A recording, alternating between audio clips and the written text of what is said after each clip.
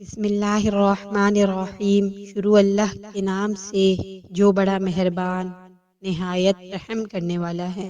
سیدنا انس بن مالک رضی اللہ تعالی عنہ سے مروی ہے کہ نبی کریم صلی اللہ علیہ وسلم نے فرمایا، قیامت کے دن جہنمی آدمی سے کہا جائے گا، اس کے بارے میں تیرا کیا خیال ہے کہ زمین پر جو چیزیں بھی ہیں، کیا تو اسے اس عذاب سے بچنے کے لیے فدیے میں دے دے گا؟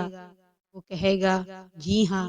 اللہ تعالیٰ فرمائے گا، میں نے تو تجھ سے اس سے بھی آسان چیز کا مطالبہ کیا تھا، میں نے تجھ سے یہ عہد لیا تھا جبکہ تو آدم کی پیٹ میں تھا کہ میرے ساتھ کسی چیز کو شریک نہ ٹھہرانا، لیکن تو نے انکار کر دیا اور اسی چیز پر ڈٹ گیا کہ تو نے میرے ساتھ شرک ہی کرنا ہے۔ مسند احمد، حدیث نمبر 3۔